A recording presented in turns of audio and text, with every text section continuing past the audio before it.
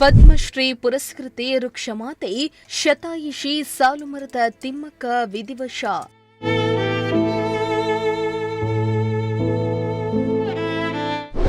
ಉಸಿರಾಟದ ಸಮಸ್ಯೆಯಿಂದ ಬಳಲ್ತಾ ಇದ್ದ ಸಾಲುಮರದ ತಿಮ್ಮಕ್ಕರಿಗೆ ಚಿಕಿತ್ಸೆ.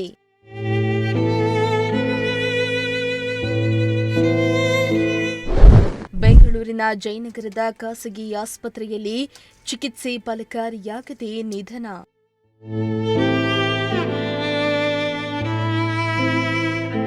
ಉಸಿರಾಟದ ಸಮಸ್ಯೆಯಿಂದ ಬಳಲ್ತಾ ಇದ್ದ ಪದ್ಮಶ್ರೀ ಪುರಸ್ಕೃತೆ ವೃಕ್ಷಮಾತೆ ಶತಾಯುಷಿ ಸಾಲುಮರದ ತಿಮ್ಮಕ್ಕ ವಿಧಿವಶರಾಗಿದ್ದಾರೆ. ಅನಾರೋಗ್ಯದಿಂದ ಬಳಲ್ತಾ ಇದ್ದ ಅವರಿಗೆ ಜಯನಗರ ಖಾಸಗಿ ಆಸ್ಪತ್ರೆಯಲ್ಲಿ ಚಿಕಿತ್ಸೆಯನ್ನ ನೀಡಲಾಗ್ತಾ ಇತ್ತು. ಆದರೆ ಚಿಕಿತ್ಸೆ ಫಲಿಸದೆ ಇಂದು ಮಧ್ಯಾಹ್ನ 12 ಗಂಟೆಗೆ ನಿಧನ ಹೊಂದಿದ್ದಾರೆ.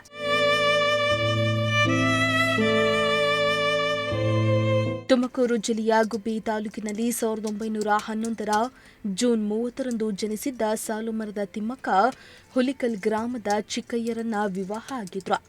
ಆದರೆ ದುರಾದೃಷ್ಟವಶಾತ್ ಅವರಿಗೆ ಮಕ್ಕಳಿರಲಿಲ್ಲ.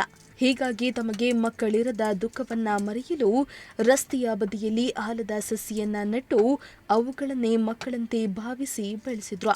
ಸಾಲುಮರದ ತಿಮ್ಮಕ್ಕ ಎಂದೇ ಪ್ರಸಿದ್ಧರಾಗಿದ್ದ ಇವರಿಗೆ 2019ರಲ್ಲಿ ಪದ್ಮಶ್ರೀ ಕೂಡ ಲಭಿಸಿತು.